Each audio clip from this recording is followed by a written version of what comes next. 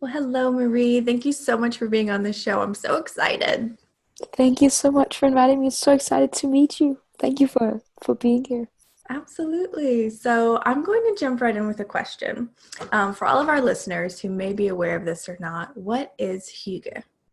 Hygge is a Danish word for something that I think everyone in the world knows what is. Hygge is a word for a certain atmosphere that happens when, especially when you're with other people and you have a nice time. And hygge can also be explained with like having a nice cup of tea in the corner in your favorite chair, or inviting friends for a low key dinner where you just enjoy, relax. Yeah, the relaxation and the enjoyment is kind of what merges and makes hygge, but it's something that you cannot force. You cannot say, now I want to hygge, and then you have hygge. It's something that happens in a, an atmosphere, in a situation where you feel um, comfortable, warm, um, yeah, in a good place. I love that. And it's fun. Like, I totally, completely understand what you're talking about. It's that feeling of calm and peace and just comfortability. It is. Oh, so interesting. So tell us how you grew up with this concept, how your family put it into practice, and then like as a young adult. So how would people do it themselves? Mm, my parents would my one of my favorite moments from my childhood is my dad. When we came home from kindergarten or school, he would arrange this huge plate with vegetables and fruit and sometimes some chips and maybe a little piece of Swedish bread, the thin crispy bread. And we would just hang out, me and my sister, in the living room, do our homework, or watch something on the television, or play a game, or paint, or whatever, or just sit together around our big table with candles lit, and then we would just Mm. like enjoy that and be together. And it was like a ritual that happened every day, and it was just something we could kind of sit together around and, yeah, be together. And it's like that big plate of things just encapsulates what hygge was for me when I was a child. Oh, I just got chills. That's beautiful. Yeah, yeah, and there's something about the rituals and what you do together. Another thing that I remember from my when I was young and joined high school was, after school I would go together with my friend Fanny to her home, and she we would kind of go in the back door,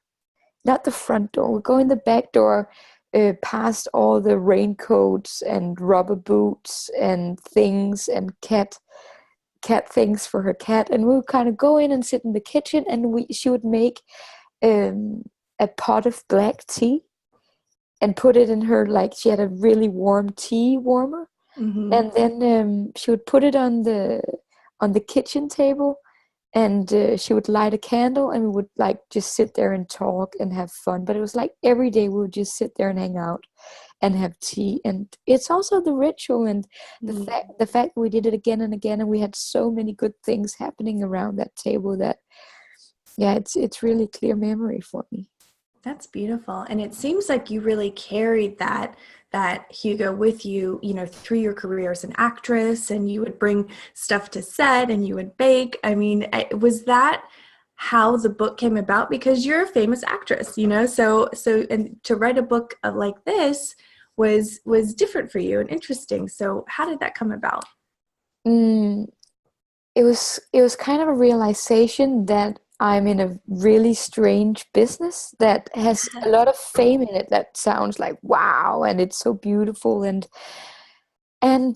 if I had to be honest, I was I also saw a lot of people that didn't that had a life that I didn't want to lead when I grew up, or when I got kids, that they left their kids to go to work and do something incredible maybe, but there was a lot of unhappiness there. Mm. And I kind of thought, I really love what I'm doing, but does it have to be this way? Is this really the way it has to be? And I thought, no, it's not being famous or big or going. You can do it in your own way. And I looked at my own life and kind of pointed at the places where I found most happiness, and it was with my friends and my family and my boyfriend, or doing something for myself, just having a cup of coffee with myself. Like Mm. I'm really attracted to these moments that we just talked about just before, my fruit plate and my cup of tea, that really made me happy. And it occurred to me that perhaps it's like seeing it the other way around, like finding these moments that I also describe in the book on the very last page, like these stars or dot to dot points that we kind of, this makes me Hygge and this makes me happy, and kind of going from dot to dot and kind of make that your life. And then when you draw the paint the dot to dot painting, you kind of have like this big picture of your life consisting of many beautiful moments and memories that you've been cherishing and pursuing, because that's what your happiness is. It comes from within and not from outside. So Ugh. it was the realization of starting to lead a life that I would like to lead for the rest of my life, but starting from the inside. And it was so clear that all the things that meant so much to me was things that I could also describe as really good quality hygge. Ugh, that's so wonderful. I love that. And Mm. I think I love it so much because I completely understand. I Yeah. completely understand what you're talking about. So, Mm. how have you brought that sense into your new role as a mother? And do you have any rituals yet with your baby? I know babies kind of have their own rituals and their own Oh yeah. demands. Oh yeah, and she's only 1 year old now. So Mm. so so the rituals in our family has just started to build up, because before it was like, what do we want to do today? But now it's like, okay, she has to eat there, and Right. we wake up there, and but I can feel that I really need time at home with her, and that I feel empty if I'm not with her.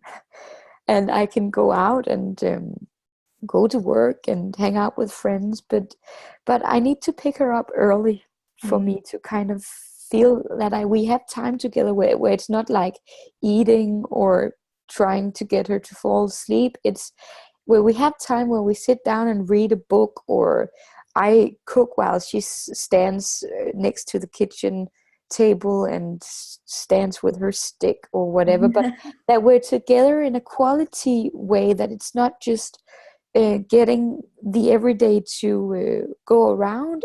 I really want that quality of togetherness to kind of be also when we're at the table and she's eating, that it's not like I want to force her to eat, or I want us three to sit down, close off our phones, put everything away and just be together. And maybe she does something, but she can also feel the atmosphere of me Mhm. and my husband eating together and having a good time there, and kind of um yeah, cherishing those moments of togetherness where we can be together and kind of make her swim in that pool that moves between my husband and I, that kind of creates this hyggely atmosphere for her to grow up in, is what I'm really sometimes struggling with, and Mm. sometimes it works out perfectly, but that's really where I find quality in my time with my baby. That's beautiful. And I think it is. It's a presence and it's an energy. It is, for You're sure. actively, intentionally creating that in your home. And I Yeah, think that's so important. it You is. like everyone's running around so busy, life is very, very fast.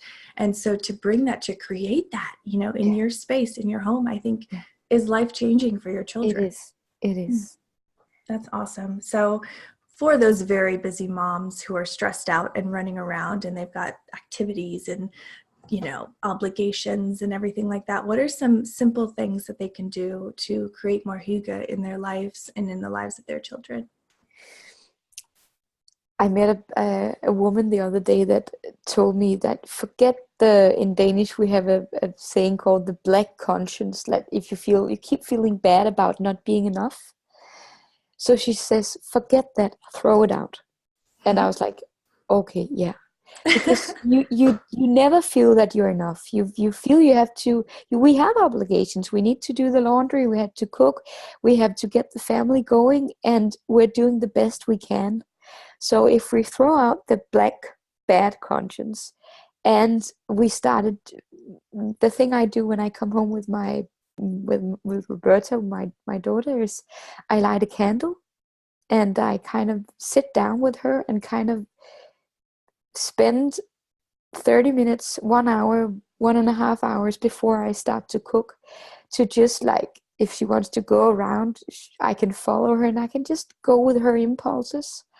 And it could also just be 5 minutes, but I think that really being present, like really turning on, being present and not having any ideas for now we want to do this or but I feel that most Hygge comes from when I meet my child where she is Mm. and we at that and let something come up by itself, but without me forcing. Let's do Lego now, or let's read a book. If she's into something else, I just look at her and I follow her and I see, okay, you want to go to the living room, okay, you want to go up in the sofa, okay, you want to be tickled, all right, okay, you just discovered these, she loves to eat these lights, Lights. and I just see what she wants to do, and we kind of meet in that, and that becomes our quality moment because we're present with what there is. And sometimes she just wants to sit on my arm, and we can go down and do laundry, or but that we're just together without trying to make the togetherness something special, but just promising ourselves to be with what is. And sometimes that can be so difficult, but I find that that's the source to the most Hygge. I find that, I mean, what you're talking about is such next level. Like it's spirituality. It's like it's the ultimate test, I feel like, of being a human today, is to be able to be present and grateful and in the moment and really with the people that are right in front of you. I mean, this is Exactly. something that I struggle with Mm. so much because it's like, okay, what's next? What do I need to do? Yeah. Because everything is so full. Mm. But I mean, that is just such a beautiful way of living. And if we can tap into that, like you said, for maybe 5 minutes or 10 minutes, I mean, that's a game changer. It is. And the thing you said about spirituality, it's like spirituality is something that is up here, and all our cores and things we do are down here, but where it meets, it's in the heart. And Mm-hmm. that's where Hygge is. That's where you experience moments that you cherish, and that's what you pursue. You cherish these moments. You pursue these moments that you can feel in your heart, where the two levels meet. So of course, that's you have to have both things, but the way it comes into the world is through the heart. Um, and what I wanted to say before is uh, I know for my own sake, but also from fellow mothers, that it's also a question of letting go, like Mm. letting go of all our ideas of how it has to be, how it has to look. Hygge can also happen when everything looks like a bomb just blew everything apart, right? I mean, Yeah. there's toys all over the place, but I practice. I try to teach myself to sit down in the middle of it and not not stress out about how it looks, or but but be with what there is, and maybe clean and do these things when she's in bed, because the thing I want to do when I've been to work is come home and tidy up and cook, and I can see that, yeah, it's necessary, but I think I can also feel on her that she's, and that's another thing. My dad, who died 4 years ago, he said before he died, I was like, Dad, how do I become a parent when you're not around to kind of teach me, because he was just like the best dad you could ever imagine. He was so present and stayed home with you if you had heartache, if your boyfriend just left you. Oh, He would yeah, eat pizzas, or he would kind of do whatever. He was just so there for us. So I was like, oh my God, if he's not here, what then? And then he said, Marie, and he laughed at me and he was like, Marie, it's your children that teaches you how to be a parent. I was like, okay. And I didn't understand it, but then I got a child. I was like, yeah, I can see when my child is upset, it's because she misses me, because I'm trying to cook, because I think that, oh, we need this dal or whatever. We could just like eat bread with something and she would be happy. I know. So my child is constantly communicating to me how she feels, and sometimes she can play alone and sometimes she needs my presence. And the letting go is also just letting go and watching the child tell you what's next, and try to let go of all our ideas of how Hygge looks. That's also something I really try to tell people I talk to, that Hygge is not a look. It became like this big concept where you had to buy things and you had to light candles and take a beautiful picture of it on Instagram. And real Hygge is not like that. Real Hygge is ugly sometimes. It looks, the light is bad, and because it's not about the outer things, it's about what happens on the inside again. Mm-hmm. Um, so it's about how you feel in the situation, and sometimes it just looks terrible. Yeah. Oh my Yeah. gosh, you need to write another book, please. But That was what should I so write about? I don't know. about motherhood and Hygge, and what you just Okay. said about it being in the heart, and it's okay if Yeah, the house is a mess yeah, and it looks like a bomb went off, because as you were talking, I mean, it just made so much sense, and it really just took a weight off my shoulders. So I know it's taking a weight off so many mothers who are listening to this right yeah, now. It's going to be, it's going to be okay, and as long as you're present, that's the most important thing for your yeah, children. That's yeah. it. Like, game That's it. over. That's it. Oh my God. Yes, Yeah. please, please, please write another book. Okay. Um, so, we talked about a lot of things, but what do you think is the core message that you want, all the moms listening to walk away from this talk? I mean, I definitely have my key takeaways that I love and I'm going to use. But what do you want them to walk away with? Mm, I think the most important thing is that we have to look inside and find out what means the most to us. I mean, it's December now, and a year just went past, and we all do this kind of evaluation. What happened? What made me happy? What was the most beautiful moments for me? What do I want more of next year? Mm, And and that is what happiness is. It's kind of naturally, I think human beings has a they pursue what makes them happy if they remember what it is. But we need to look inside, and maybe we have to adjust things on the outside so we get more of what we actually love. Maybe we could, yeah, think about how we administrate our time, and think about what we want to use more time of. And for my on my behalf, it's I would like to. I have my calendar is totally full all the time. So I constantly pick my daughter up from daycare too late, mm, um, and I would, next year or maybe just next week, I would pick her up earlier, because I know that makes me happy, and I know that makes our bond bigger, and we can do more things together. Because yeah, work is just work, and she's small now, and I want to be with her. That's what makes me happy. And mm, I'm constantly learning to get more Hygge into my life with her, because everything is new for me. And even though I know so much about this, it's not about knowing, it's about doing. And that's what it all comes down to. So I would like for the listeners to, yeah, just turn on the inner eye and look into what makes me happy, and what do I need to do more of in order to yeah, get a fuller experience of happiness. And yeah. That's so important. So important. I think so many people plow through life not really aware of what's next, what's really going on. They Yeah. don't turn on that inner eye, No. and then they wonder why they're depressed or anxious or Yeah. unhappy. And, Yeah. it's so important to self-reflect and to get It really is. quiet and figure out what does make me happy. Because a lot of people too don't know, what does make them happy.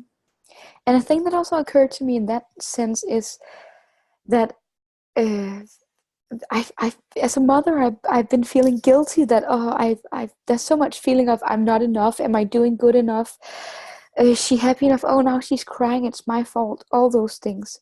Um, and I just realized that it's also really important for me, maybe also for other mothers, to take some time to myself where I can reflect and have my own space, because that's where I fill up with energy, with love, with maybe I need to sleep, whatever. But it's from that space that I nourish the people around me. And what I constantly feel bad about is that I'm not enough, but that only happens because it feels like there's empty that I cannot nourish if I'm not nourishing myself, because then I don't have anything to nourish other people with. So perhaps also prioritizing having an hour to yourself once a week, or more or less, but just like going to the bathroom for 20 minutes and turning the inner eye on it, finding out what do I need right now, because that's where it all comes from. And I mean, Hygge is setting an atmosphere. It is like, how do I want to nourish this situation? I want to light a candle. How is the heat? What do you want for dinner? How can I can I serve a fruit plate to my family? Whatever it's, but it's a nourishing thing, and that comes with self-nourishment also. Absolutely. Yeah. Oh, I love that we ended on that. That's so crucial and Yeah, so it beautiful. is. And it's also a bit of a taboo, because the mother is kind of, she just, she gives everything, right? That's kind of the beautiful female thing, but it, we need also to to fill ourselves up with love, so we're able to give it to other people. Absolutely. Absolutely. Yeah. So I do have some rapid fire questions if you're ready. Just some Yeah. quick questions. Yeah. Wonderful. Okay. So Hygge is. Hygge is love in a situation, given in togetherness. I love that. I believe in. I believe in love. I I believe love these answers. I believe in love in every form. If it's a lit candle, or if it's a hug, or if it's doing what you love and prioritizing what you love. And I'm grateful for.